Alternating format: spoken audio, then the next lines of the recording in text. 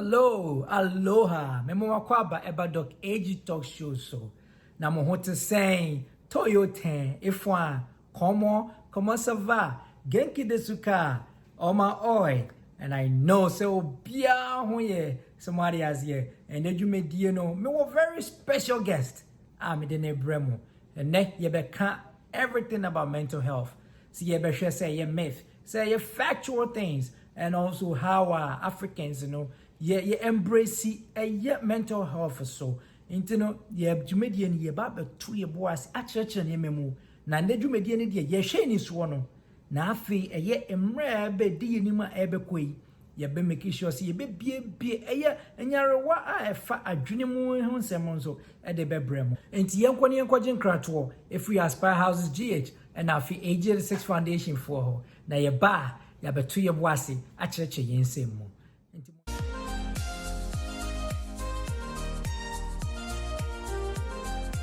Hello, everybody. Welcome to Doc AG Talk Show. And today, as I promised, we're going to talk about one of the most sensitive topics in our African community in general. And focusing on these topics, we're going to actually hit on the grounds of mental health. And I know it's one of the most delicate things we talk about in African communities, because once you raise these topics, we believe so much in different things. And today, I have with me Mr. Che to discuss this issue. So I'm going to have Mr. Che introduce himself and tell us what he actually do for a living. Mr. Che, over to you. Okay. Hello, everyone. So thank you. First of all, thank you, AG, for asking me to come onto the show. It's an honor to just be able to talk about mental health. It's something that's very dear to me. So a little bit about myself. I'm a licensed social worker.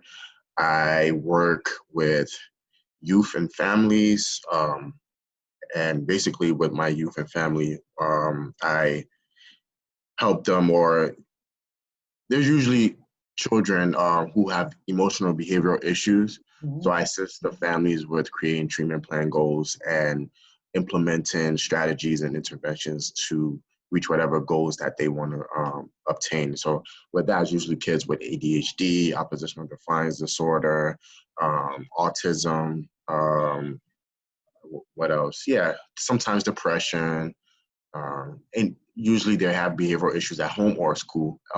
So that's that aspect that I work with. But I'm also a trauma social worker at a regional hospital over here.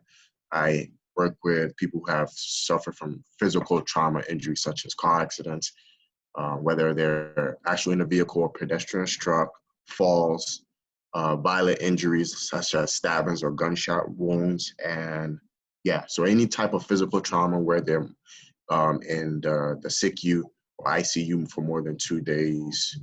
My little, the I don't want to say agency, but the clinic that I work for provides services for them, therapy and social services, as well as other, whatever they need, depending on what they need. So that's basically a little bit about myself. Okay. Very impressive. And I might say thank you so much for actually accepting to come on the show. And it's amazing because I also actually work in that area of work, and it's very demanding. People don't really know or understand what we actually do. It's very demanding. And today, we're actually just going to break some myths and facts about mental health. But to begin with, what do you understand by mental health? What would you explain to the layman, somebody who doesn't know what this is? What would you explain to them mental health is? So when we talk about mental health, I always try to compare it to physical health. What is physical health, right? You're in a state where when you have good physical health, you can function. You don't have that much, or you don't have any illnesses or limitations in your physical movement. But when you bring that into mental health, it's basically the same thing as far as your cognitive function, or your ability to process things, how you handle things emotionally and mentally. So that's mental health. And then when you come to the other side, what is mental illness is when there's any type of disparity in that, or issues with that, where you can't process events, thoughts, or emotions in a way where you process it, and you'll be okay afterwards. But when mental illness kicks in, that's when it's like it basically hinders your daily function, or the way you think, or the way you act. Okay, awesome. Thank you so much. And when you were talking about, how you explain how mental health actually works and what it means, it kind of drew my mind back to what medicine is. Pretty much medicine is the same. But one thing that I realize is it's really hard for people, to go to the mental health side of the clinic to say, hey, I need help with this. But it's way easier for them to run to the emergency room to say, hey, I have a headache, I have a stomach ache. What in your experience, what do you think actually accounts for such behaviors? So it's all because of the stigma, the negative stigma around mental health. And also we can't see it, right? So it's like, oh, you say, or I feel this way, or how are you telling me that this is what's wrong with me, and I don't even see it, right? Exactly. It's not like, oh, you have a cut on your leg, and I say you have a cut on your leg. Okay, yeah, I see it. Yeah. So that's where the issue comes in. Okay. So would you say it actually also requires, just as they do for, I know with a lot of medical problems and stuff, mostly they have like case managers where they bring families in and they bring all the other providers in to actually let them understand what this is? Or do you think there is not enough information being put out there on what mental health is? That's why that stigma sticks around. So it's interesting you bring that up. One, yes, you're right. There's not enough awareness. And two, the way mental health awareness or mental health is portrayed is not portrayed for men. It's not, how do I put it? It's not like designed for men to receive it. It's more easier for women to say, hey, I need to go to a therapist than a man. But that's the other part too. So the awareness, there is awareness, but people are not, being able to see where it comes from. But as far as with men, it's hard for them to receive it and accept it, because it's not geared for men. Mental health awareness is not geared for men. That's what what I've read, and I think that's true. Okay. It makes you look soft, basically, if you say. True. Yeah. I mean, even in the military, it's the same thing. Most of my Marines come to me, they're like, yeah, I don't want to see you guys because it makes me a little soft, and I am the leader for like 200 people. But I mean, for me, one thing that I explain to them is, can you put a broken car on the highway? You cannot do that. You would have to definitely fix it. And if you're able to recognize your mental problems or even mental issues that you're having, that is what even makes you more stronger, and it makes you stronger because once you recognize your problem, it's easy to solve it compared to just, walking around with it and everything. And that even brings to mind, what kind of people need mental health? Do we have like a specific category that need it? So mental health or mental illness does not discriminate. We can all have some type of mental illness, and it's important to understand that there are degrees to it, right? Even when it comes to depression, you have very mild depression, you have situational depression where something happens, and then you get over it, and then you have moderate depression. Then that's when you get to clinical depression, you have checked off the boxes of what is diagnosed with depression, where you can actually take medication for it. And then you have severe depression, and the list goes on. So there's different degrees as to what what mental health you have. Even I know you see this a lot, PTSD in the military. But first you start off with, before you're diagnosed with PTSD, you're diagnosed with acute stress disorder. And then, after time goes on, if you still have those symptoms, then it goes on. So nobody is, free or immune from mental health. Okay. Young people, old people, middle-aged people, women, doesn't matter what race you are, we're all prone to mental illness. Okay. Okay. And does it have like a timeline where mental illness actually escalates? Do we have So a timeline? it all depends. Well, I mean, what do you can you be specific with that? So let's say you know how we have like the spectrum, right? So you know Yeah, how let's say the MDD right, people that go through depression, some people last for like a day or two and they right, come back to normal, and other people just can ride off being what the military where we talk about the green, yellow, orange, and red lights. okay, So everybody starts off every day in the green light, right, and then we experience a little bit of stress, which pushes us into the yellow light. right. So it's like the normal for everybody, like going up and down. Up and But do down, right. we have like a time where it actually escalates, or can you speak to it that somebody maybe at some point, if they experience a certain kind of symptoms, maybe Yeah, for too long, they yeah. need to actually go out and see a therapist as soon as Right, possible? right. And that's, I mean, you basically answered the question. So, but that's why you have the DSM-5, right? So you have the checklist of what the symptoms and the duration of the symptoms.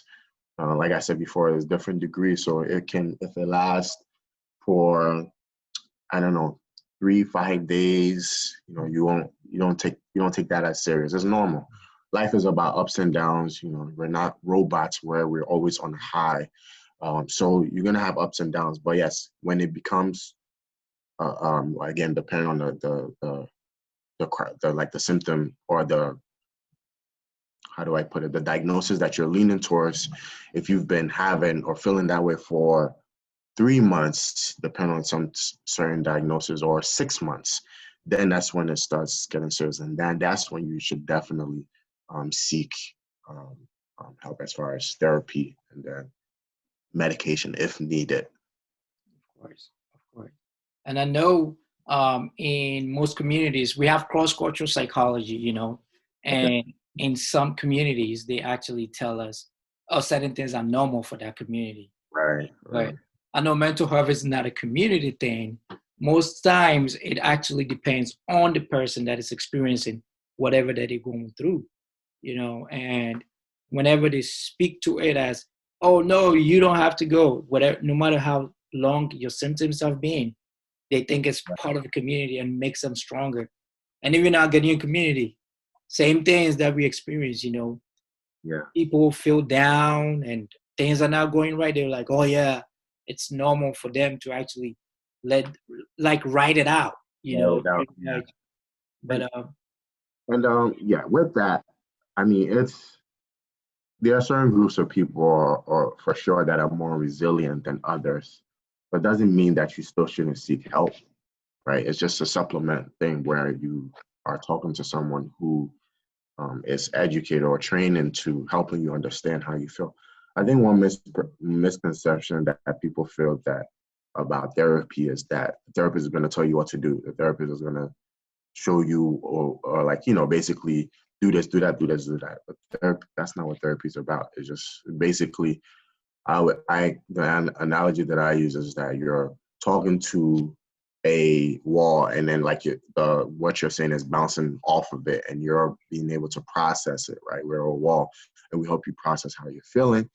We lay down options for you, and then it's up to you to choose how you want to go about it. So, um, go back to what you just said.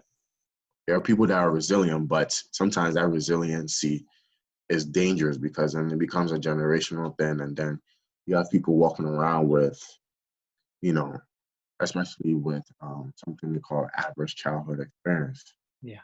where people grow up in situations where, like, there's a lot of trauma. They grow up in a lot of trauma, and that actually attests to physical illnesses when they grow up. They have the higher chances of getting sick physically. So, yeah. Okay. Okay. That was good. And it actually opens up a lot of books. It opens up a lot of cans that has been closed in our community for so long, which I believe most Ghanaians watching us, and even most cultures that do not believe in such therapies, would Yeah. actually pick this up and make a move, make a step get that right, therapy. I know a lot of people, you have like chaplains and, you go to your pastors, but right now, I mean, for me, for pastors, make sure they're actually like qualified pastors and not, in African community, everybody wakes up and be like, God has called me, like whatever Yeah. school they received. Yeah. So we just have to make sure we have these. Yeah, because it's important because depending on what that person is going through, you don't want to say the wrong thing and have them do something that'll hurt themselves Exactly. or others. So, you know, therapy is no joke.